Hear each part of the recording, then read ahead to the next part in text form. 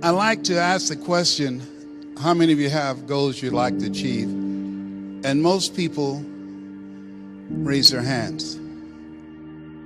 But how many of you know, as you think about it, that if you had your life to live over again, you could have done more than what you've done thus far? Raise your hands, please. Now, that proves the point that what we do and what we accomplish in life is only a tip of the iceberg of what's possible for us.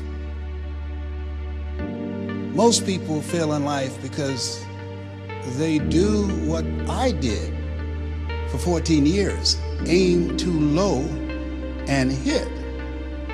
And most people don't aim at all. As you think about your goals and dreams, let us say together, it's possible.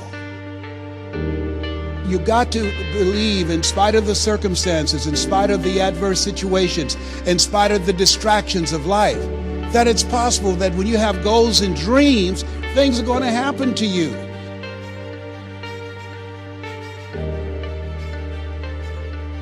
What does discipline really mean?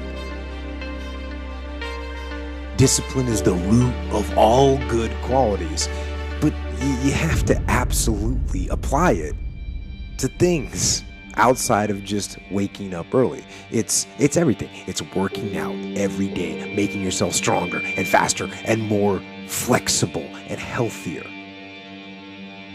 Discipline is eating the right foods to fuel your system. The things tomorrow others won't have. People that are hungry do what they know, not what they feel. You have the opportunity to invest in yourself. And that as you think about investing in yourself, Warren Buffett was asked the question, in the middle of the recession, what's the most important investment you can make? And here's a guy that has billions of dollars in real estate, billions of dollars in the stock market. He said the most important investment you can make is in yourself. And as far as regrets and things I wish I would have done differently, of course. But the fact is, you don't get that chance. You get one shot at this gig right here. Life. One life. That's all you've got.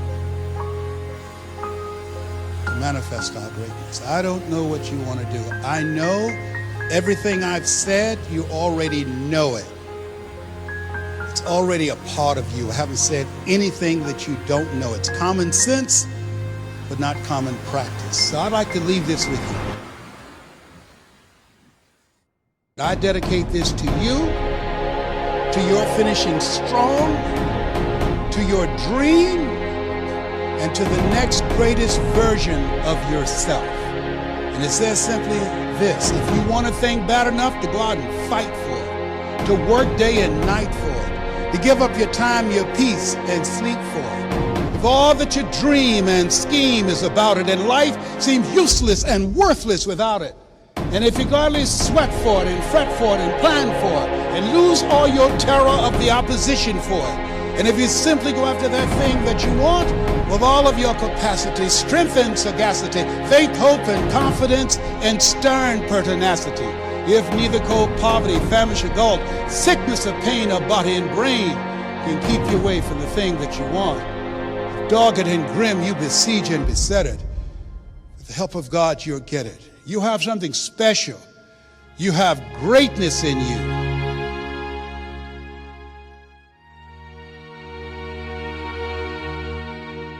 You don't achieve worthwhile goals quickly or easily. They take time. They take struggle. They take relentless pursuit day in and day out. That's what it takes. But also, things don't usually fall apart quickly either. At least at first, it's a slow process. A little slip here, a little setback over there, a little wearing down of discipline and will over time. That's the thing. Success and failure are generally slow processes. Either slowly building things up or gradually tearing them down. And that's why I say you've got to pay attention. You have to watch. You have to watch every single second. Because those seconds, they turn into minutes. And minutes turn into hours, and hours turn into days, and days turn into years.